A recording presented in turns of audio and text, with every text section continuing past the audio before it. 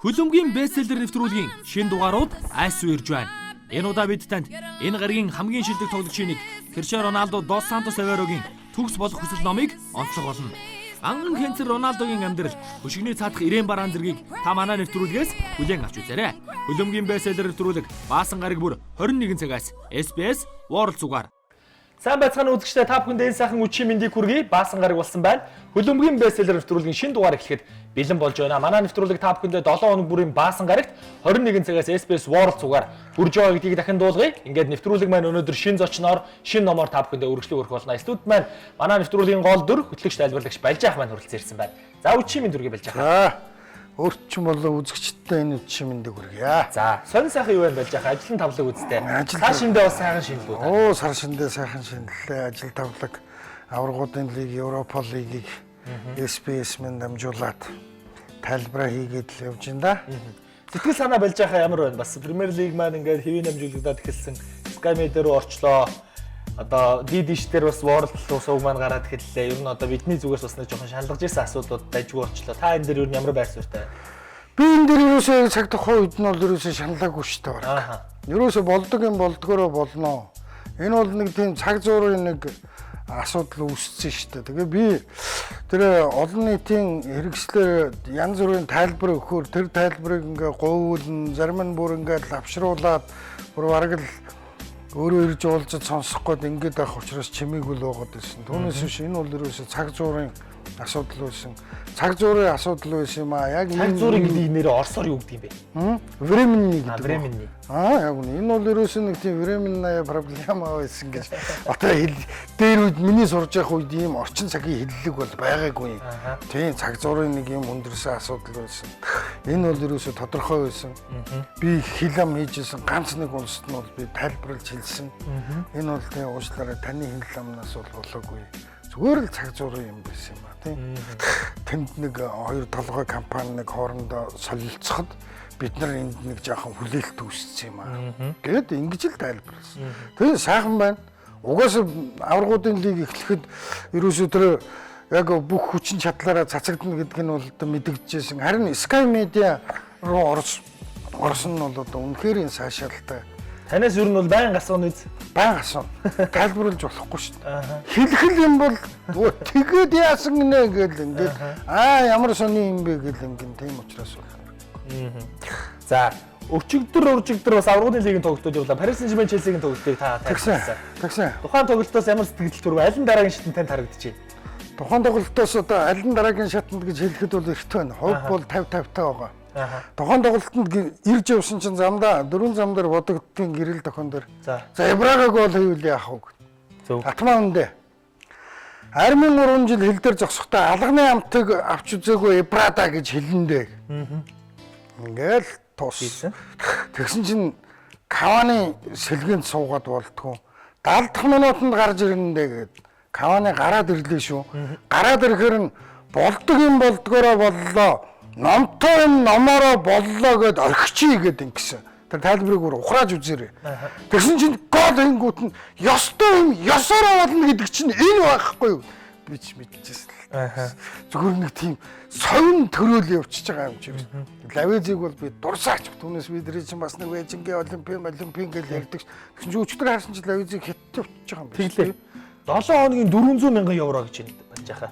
Энэ хятадтай галзуурч. Хятадтай галзуурч. Тийм бол өнгөрсөн нь одоо хоёулын чинь бестселлерийн гол зочин Дидье Дрогба маань хятадтай одоо нөгөө мөнгө төрний асуудлаас болоод явж байгаа. Одоо тэгээ хятад маань юу болоод яа. Тэр олон баячууч Дрогбагийн ганц эзэн л гонжирцсан байхгүй юу?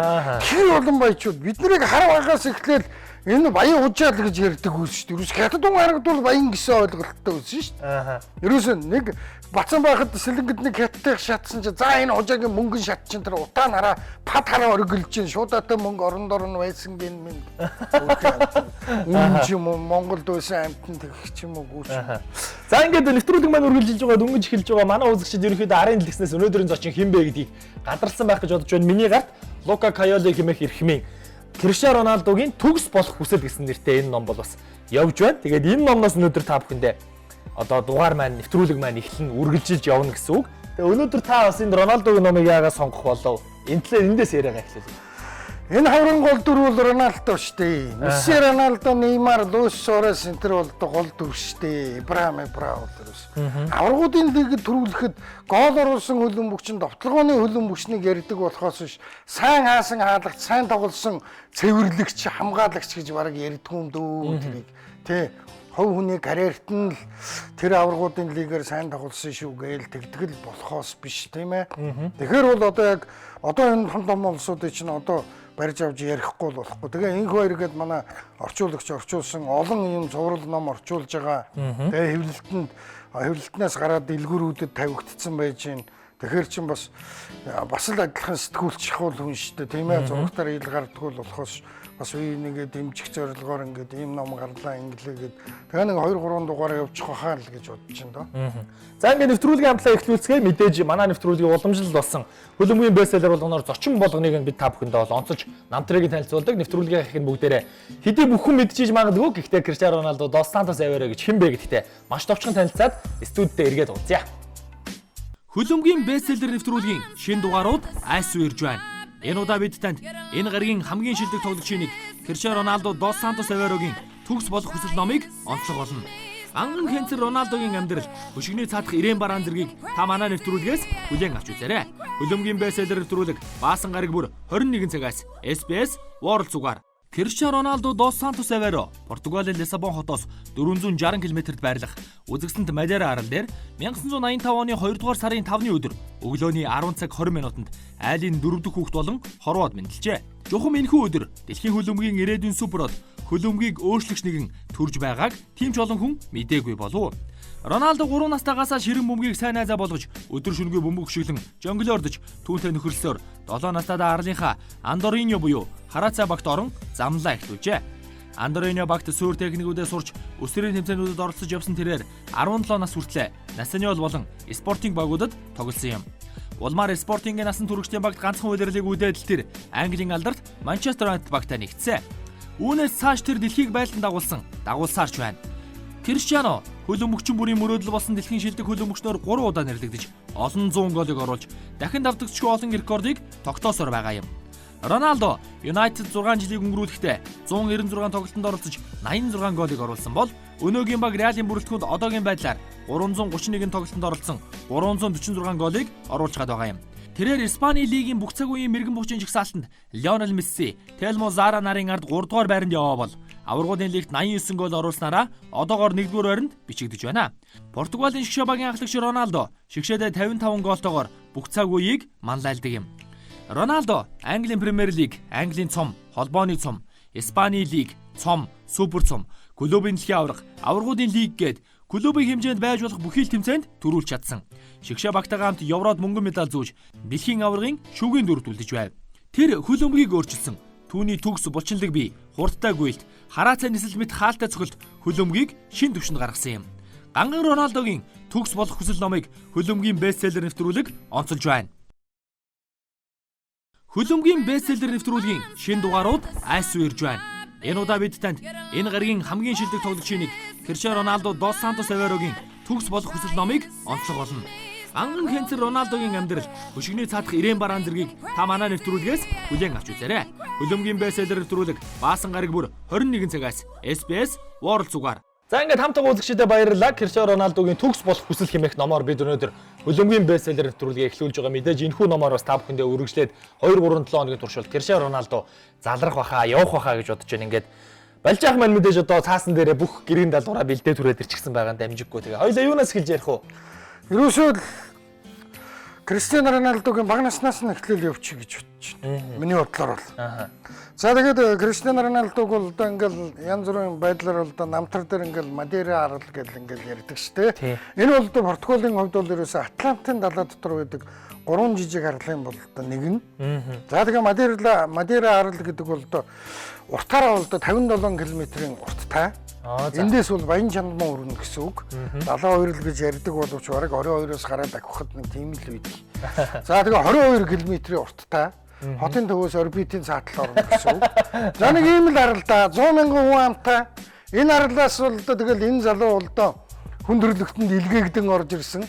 Мягмар гарагийн өглөө 57 энэ ч одоо тэгэл нөгөөдөг чинь юу штэ. Мегмар гарагийн өглөө бол одоо тэгэл хэдэн минут хэдэн секундын төрлөө гэлээ энэ номон дээр бас байгаа. Мария Долорес Дус Сантус гэж бол одоо ээжийнх нь бүтэннэр нь аавынх нь бүтэннэр нь Хосе Диниш Авейро гэж. Ингээд дөрөвд хүүхэд нь бол одоо болон мэндэлсэн. Уугоо гээд ахтай Элма Катя гээд хоёр ихчтэй. За ингээд анх төрөхдөө ерөөсөө өлөн бүхтэй холбоотой байсан. За. Аав нь тэр Диниш гэдэг нөхөр бол одоо тэр Мадейра арал дээр үүдэг хүүхдийн багийн бас нэг менежерийн туслах маягтай хүн байсан. Өөрөө бол хотын хамгаан газар цэцэрлэгч хүн л дээ. Гэхдээ хөл өмбөгд бол айгүй хайртай, айгүй дуртай. Тэр хотын хүүхдийн баг дээр бол одоо гүйж очиж өмсгөл хэрэглэл мэргэлэн юу болж гин, яаж ийж гин бас нэг бас ус зохион байгуулалтын ажилд нь бол одоо сайн дураараа оролцдог ийм хүн. Ээж нь бол одоо тэр Долорес бол одоо тогооч хүн. Тэ. Тэгээд ингээд дөрөвд хүүхэд нь ингээд төрсөн.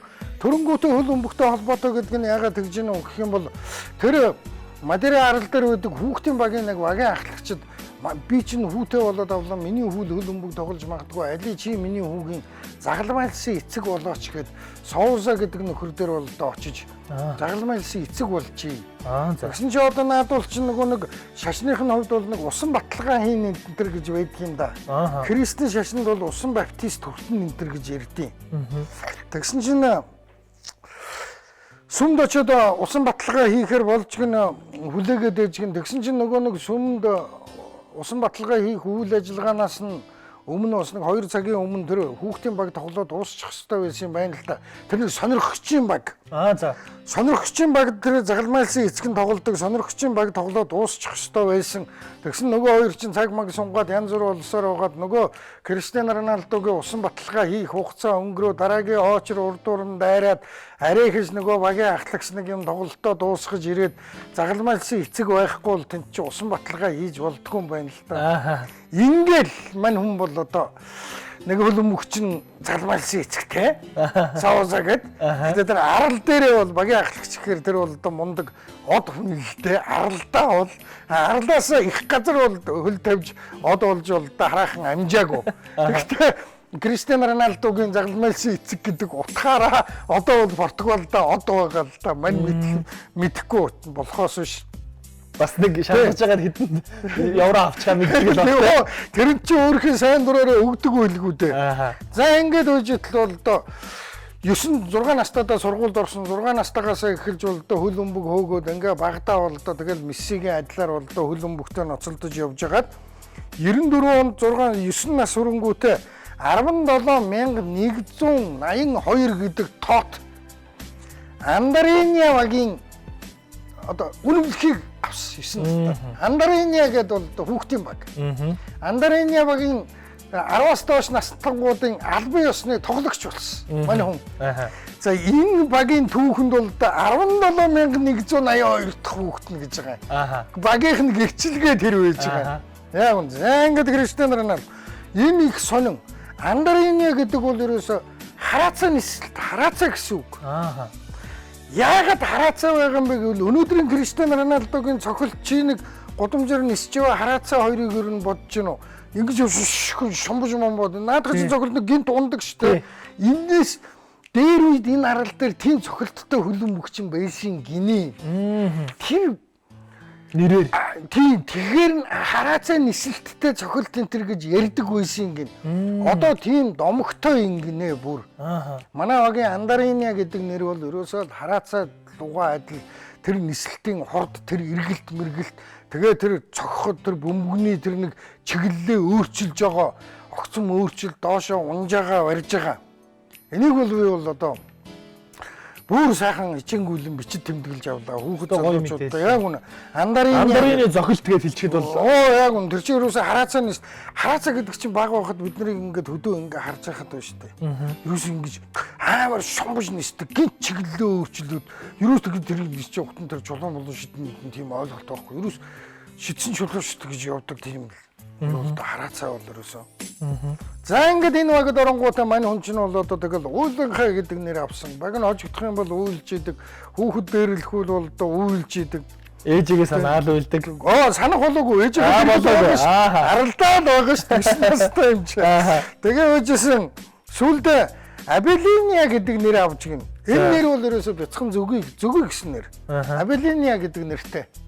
Ерөөсөө яг л зүгөө дүнгнээл нэг ерөөсөө ажилчин зүгийн мөгийч гэж ярьдаг ерөөсөө яг тэр зүгэн шүү дээ. Талбай дээр хөлбөмбөг тоглож л байгаа тэр хүүхдүүд бол зүгэн шиг зогсно гэдгээ мэддэггүй. Ингээл явж идэг. Тэгээ ингээ байжсэн чинь одоо томчуудын багт бол одоо орох шинжиндээ ороо явчихгүй юу? 10 одоо 9 настай хүүхэд чи бас нэг аагаа заалгаад 10-11-тэй болоо.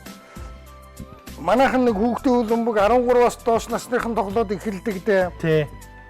Тэрэн шиг болоод ирэнгүүтээ манай хүн чинь дээд лигийн бүр баг хүүхдийн актемд ормоор болоод ирсэн чинь аав нь хүүгээ Маритимо гэдэг багт өгмөр санагдчихнэ. За. Цаана нь Национал гэдэг нэг баг байгаа, нэг том баг.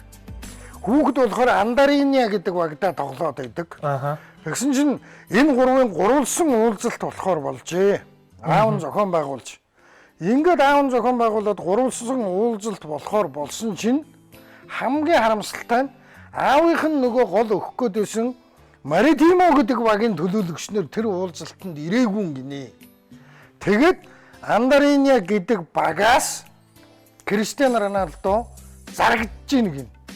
За ингээд жоохон хүүхэд зарагдахаар болж гин. Яад зарагдсан гэсэн Андариния гэдэг хүүхдийн багт тэр Национал де Мадейра гэдэг баг ийм юмар солисон байгаа. 20 хөлбөмбөгийн бөмбөг. 2 насны ангиллын хүүхдийг хувцлах иж бүрэн хувцсаар мань хүн Национал гэдэг баг руу гараад ийжээ. Тэр арал дээрээ л яваад байгаа шүү дээ. Гэртэй л байгаа. За ингэж явах оронд бол ерөөсө чөлөө цаг магаараа бол ерөөсө найгуу сайхан хөлбөмбөгөд тоглоно. Тэгээд тэр хөлбөмбөг хизээ завсарлах уу гэх юм бол сурлаг морлог бол одоо үнэхээр энэ таарав. Ерөөсө сурлаг сурах бол одоо ямар ч сонирхолгүй. Од хөлбөмбөгч юм болох сонирхолтой. Үеийнхэн дундаа бол одоо тасарчихсан. Өөрийгөө баг ер нь од болно гэдгээ ер нь баг мэдчихсэн. Ингээд 95-аас 96 онд Криштиано Роналдо 13-аас доош 12-оос доош насныхны ангиллалд мужтаа бол одоо төрүүлж гин. Хамгийн мундаг нь бол одоо мань хүн чи одоо болж гин. Одоо тэгсэн чи яахааргүй байхгүй одоо арал дээр бол ерөөсө хөгжихгүй. Одоо арал багтаад байна. Одоо ерөөсө явхаас өөр аргагүй бол. Явхаас өөр аргагүй болонгууд нөгөө нэг сонирхчдын багийн ахлагч Соуза гэдэг нөхөр чинь дагуулад Спортингийн Лиссабоны Спортинг руу гараа шийдчихжээ. Лиссабон Спортингд явж очингуудаа шалгалт өгөхөр болж гин хүүхдийн шалгалт тэргүй авч ийсэн гин хүүхдийн шалгалтанд ороод шалгуулаад тгсэн чинь Спортингийн удирдлагууд дороо зөвлөлтөнгүүтээ за энэ бол жирийн хүүхд бол биш вэ. Маргааш ганцаарчлсан шалгалтанд аваад тэр. Дахин шалгана бид нар. Өөр бөөнд нь шалгадаг хүүхэд бол биш вэ. Бөөнд нь шалгуулахад бол ер нь хасагдах улсыг л бараг тоолоо үйж идэг шүү дээ. Бараг энэ хэрэггүй. Тэнгүүд эн чинь ер нь авах нь ер нь яаж авах уу гэдэг дээр яах гээд ганцаарчлсан шалгалтанд бол дутчих. Маргааш нь мань хүн дахиж очингуудаа ганцаарчлсан шалгалтын бол нөгөө хүүч нь бол өстой будаа болгож л дээ. Тэгсэн чинь за одоо тэгээд 8 хийгээд өгж авалцах дээр толсон чинь Спортингд бол мөнгө байдгүй. Национал багаас судалдаж авмаар байдаг. Тэгсэн чинь Национал баг руу яг тэр үед нь Франко гэдэг хөлбөмбөгчнийг тэднийд өгсөн байсан юм бэ. Тэгсэн чинь тэр Франкогийн оронд 22,000 евро, 22,000 хэдэн зуун хэд гэж байгаа шүү. 22,000 евро Криштиано Роналдогийн хуучин баг Национал нь Спортингд төлөх ёстой төлөөгүй луунжаал яваад ирсэн. Хариултанд л явж тээ байна. Тэгэнгүүт Спортингийнхэн зөвшөөрөхгүй юм гэж шүү. Юу ч юм бэ энэ жоохон бацааны ийм их мөнгөөр нь 22,000 евро гэдэг чинь Криштиано Роналдо нэгдүгээр багт орж ийн сарын 2,000 еврогийн цалинтай болсон гэж байгаа шүү. Чинь аав хэдэн үнийг сарын цалин жоохон хүүхдээр солино гэж юу гэдэг ингээд нөгөө спортын захирал эхлээд эдийн засгийн албаныхан дургуутчихгин. Тэгэнгүүт нөгөө яг тоглолт хариуцсан нөхдүүд үгүй тийм байхгүй. Энэ Франкогийн мөнгө ер нь бараг хэзээ ч ирээч үлээ үгүй ч үлээ яг шиг зүгээр. Одоо шил энэ хүүг оронд нь авлаа гэх. Националынхан бөөн баяр. Националогийнхан. За ингээл тэгэл дотор байранд нэг 3 хүүхэдтэй нэг өрөөнд бол орсон тухай байна лээ. Тэр 3 хүүхдийнх нь уншаад үзсэн чинь өнөөдөр нэг сүттэй од болсон нөхдүүд бол ах юм бил. Тэгээ ерөөсө гэрлүү. Тэгээ 50 еврогийн цалинтай. Тэр нэг хүүхэд байхдаа 50 еврогийн цалинтай спортинг гэдэг. Тэр 50 еврогийн цалин бол ерөөсө хувцсуунараа аваад нэг сардаа гэр орон руугаа уцаар яриад тэгээ гэр орон руу нь уцаар ярих карттай гэж байна. Тэгээд ерөөсө тэр такс фонд нэг хийгээл ярихаар нэг 2 минут бол бараг автоматар салдаг юм уу хаш. Тэр лүү гараад авахтахад бол зүгээр мань хүн зүгээр тэр такс фонд дээр хамгийн дөрөв ахиж очоод ээж рүүгээ залгаал уйлаал тэнд бол ерөөсө гэрээ санаал тэгэл үйждэг байсан. Одоо ерөөсө нэг тийм тэгжээтэл бол одоо эхний жил тэгээд ингэж хүүхдийн багт бол одоо ингэж байсаар байгаа л тэгэл тэр нэгдүгээр багт ордог нь 2002 оны 8 сард юм шүү дээ. 2002 оны 8 сард тэгэл Ласло Балоны гэж нэг өрмийн дасгалжуулагч бол тий өрмийн дасгалжуулагч 17 тод нь ирээл эхнийхээ жилд өрмийн дасгалжуулагч Куражма Угуяна хоёрыг гаргаж ирж төрүүлээд Куражма чинтэй зогссон биш үү? Илүү ч байсан шүү дээ. Илүү байсан байна. Харин тэгч авраг сэлгээнд байхгүй. Бисээ хэлж шүү дээ. Куражма Угуяна хоёрыг гаргаж ирээд 2001-ээс 2 оны улирал төрүүлүүлээд дараа нь за одоо энийг гаргаж ирээ да гэх. Одоо нөгөө Зенитийн Данны чинь энд хараалгаж явсан биш үү? Өнөөдрийн Португалийн шгшгийн 3 супер Куражма, Криштиану Роналдо, Данны 3 спортингийн энд байжсэн биш. Наадах чинь уушаад Сайхан түүх шүү. Сайхан түүх харин. Тийм бэ. Номон дээр Данны гэж гараад харин би Динамо Москва дээр Зенитэд ирсэн Данны биш байгаа даа гэж бодоод үйжсэн чинь аврагуудын лигээр сая хажуугийн каминд оюу одоо Зенитийг тайлбарлахад оюу спортингд байсан гэсэн юуг нь хэлж байна. Мэдээлэл хэлж байна. Тэгэнгүүт мань хүн хэлтэй яг Данны. Тэгээд энэ хэд чинь дараа жил нь сүүдийн ихэд эхний гоолоо оруулахад Криштиану Роналдо 17 нас 8 сар 2 өдөртөө байсан гинэ. За ингээд 28 дугаартай Криштиану Роналдогийн жинхэнэ галзуур бол одоо тэндээс эхэлсэн байна. Тэгээд яг тэр үед тэр нэгдүгээр тоглохын өмнө нэг 100 нэг ирээдүйн одод гэсэн нэг тэмцээн болд юм байна. Зүгээр би монголоор орчуулж байгаа. Ирээдүйн одод гэдэг хүүхдүүдийн нас шахуу 16, 17, 18 тангуудын үздэг тэмцээн. Тэр тэмцээнд дахиад очсон чинь өнөөдрийн Машарано шилдэг тоглогчийн шагнал авчиж гинэ. Оо за. Өдөрөнд нь ингээ харахаар бас өнөөгийн Европын супер тоглогч нар төрүүлж исэн түүхтэй байдаг юм байна. Тэр нь энэ номон дээр байгаа. Манайхан сайхан аваад уншихаар мэдэгдэнэ. Яг Криштиану Роналдо дахиж очиод тэр нь төрүүлсэн юм байна. Багтаага. Тэгээд ингээ төрүүлсэн чинь зарим нэг жижиг тэмцээн байдаг шүү дээ. Нэг шгшээ багаараа ч очиж болдог, нэг хотын багаараа ч очиж болдог, шгшээгээр клубээрээ ч очиж болдог нэг тийм хүүхдийн тэмцээн. Тэрэнд дахиж очиод мань хүн төрүүлээд шилдэг нь Машарано авсан гэж энэ өнөөдрийн хавар Машарано мөн л дээ Аргентины шгшээ баг. Ойлгомжтой. Ойлгомжтой. Би ерөөсөө яг тийм л гаргалгаа гаргасан. Ерөөсөө багнаас бол ийм гол оруулахад ерөөсөө манайхаар бол 18-тай байсан 17-наас тэдэн өдөр тэдэн хоног гэдэг бол ерөөсөө тийм байсан. Ингээл одоо энэ ногоон цагаан өмсгөлтэй спортинг баг дэрсэн. Спортинг баг дэрхэд бол ээж нь маш дуртай байсан. Аав нь бол Бенфикараа явуулах гэдээсэн. Ээж нь Пигүү шиг хөл өмгөгчин болгоно гэж ээж нь спортингийг дэмждэг байсан. Ээж нь хөл өмгийн улаан фанат байсан. Ерөөсөө ийм л учир жанцантай юм байна. За ингээ өнөөдрийн дугаар таны хувьд. Миний хувьд бол одоо болж байна гэснээс хамгийн анх Роналдог яг ямар мөчөд яаж юу танилцчихъя та? Хамгийн анх Роналдог Манчестерт ирсний дараа 9-р сургуулийн захирал Гонгорж багш одоогийн даваа очрын аав нь за өрөөндөө намайг дуудаж оруулаад анхан нэг 2 жил багшлагтай аз жаргалтай байсан. Гонгор багшийн удирдлаганд ор. За айж ичнэ гэж байхгүй. Ерөөсө сэтэрэлтсэн юм шиг. Дундаа оролттой.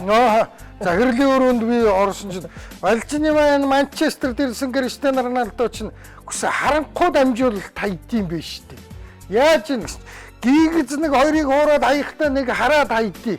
Наад чинь нэгийг хуурчаад хүсэ харанхуй хайж байна лээ. хүн рүү харахгүйгээр нөөлөг тий.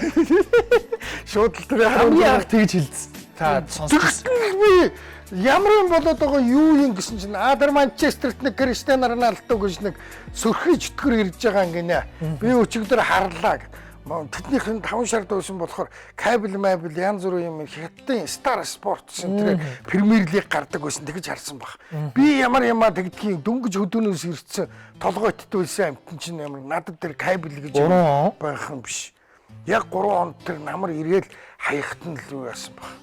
Тэгээд хараад нэг тэгэл одоо ингээд хараад тэгэл 4 оны Европын аваргаар уу. Түүнээс 4 оны Европын аваргаар л гэхдээ бид нар чи фигу голцолж харж байлаа шүү дээ. Фигу Европын аваргаар нэг 4 онд нэг талбай 16-гийн гаднаас нэг тууж явж байгаа нэг дими тэмтэл нэг гол. Юутай хийтийн. Тэр мэрийг шүтж явсан болохоос биш 4 онд Криштиано Роналдог шүтчихсэн гэж худлаа яриад яах вэ? Одоо тэгэхэд Европод бол үжээ ингээл танигдаал эхэлж. Тэгэд энэний чинь танигдах ерөөсө гол үндэс нь адилхан нэртэй байсанд оршино гэж шүү дээ. Нөгөө Бразилийн Роналдо ч 2002 онд дэлхийн аварга дээр дэлхийг байлдан агуулчихсан чинь араас нь адилхан нэртэй хүн гараад ирэнгүү чинь хүн чинь бас сонирхтой юм байгаа үү? Одоо үндэсний хөхөд балчны мгээ нөхөр барилдаад оноо балчны аврагтай зүрхэлдэг ч юм уу тэгэнтэй адилхан тий. Энд чинь юусэн номон дээр ч бас байлээ адил нэрт. За гайхалтай. Тэгээд сая аврагуудын лиг дээр 11 сарын 30-наас хойш 2015 оны 11 сарын 30-наас хойш манайхуу айлын талбай дээр гол оруулж чадахгүй байжгаад уржигдэр шүн одоо ёстой. Дэми тэнцэн тослоо таны яриагаар. Тэгээд би бас болж байгаа энэ Роналдог сүүлийн үед ч юм уу ер нь энэ хилэмгийн доломгой байдлыг нь бодоод байна л да. Сэтгүүлч тэгж асууж штэ. Та 2015 оны 11 сарын 30-наас хойш айлын талбай дээр голдсонгүй гэсэн чинь Испанд очсноос хойш надаас илүү айлын талбай дээр голдсон нэг чи тэгвэл нэрлээд хэлтэй гэдэг. Шууд тэр хооронд ингээд сэтгээд хэлчихэж байгаа. Энэ одоо нэг супер одыг дагаад бас нэг юу гэдгийг одоо бас нэг чадвар л бахал та тий. Та энэ дээр юу хэлэх вэ? Энэ хурдан ерөөсөө хэл сэтгэхгүй хоёр адилхан байдیں۔ Ерөөсөө энэ тоглолтын дотор хурдан сэтгэж байна гэдэг хүн бол ерөөсөө тоглолтын явцад бол ерөөсөө хурдан сэтгэж байгаа хүн тоглолтоосоо гарч ирээд хурдан ярьдаг байна, сэтгэж ярьдаг байна л гэсэн үг. Манай нэг айхтар илтгэгч Дөрвөнжин гэдэг засаг дарга лекц уншаад биднийг загнахаараа тэгдэг байсан. Би бол ерөөсөө хэл сэтгэхгүй хоёр адилхан хөгжилтэй учраас та нарыг би загнчиж байна, магтчих байна, шагнчиж байна энэ төр гэд. Ерөөсөө хурдан сэтгэж байна гэдэг бол хэл сэтгэхгүй хоёр цуг үйдэг шүү дээ. Энийг яриад байгаа улс ч бас их хурдан сэтгэж байгаа улс л гэсэн үг. Тэгэхээр наа чи угаасаа тоглолтын дээр сэтгэхгүй нөөж байгаа юм шиг. Нэгдүгээрт тэр, хоёрдугаарт Криштиано Роналдогийн би тэр голыг харлаа. Бацаа тайлбарлалаа, бүгдийг үзлээ. Тэгэд юу яасан?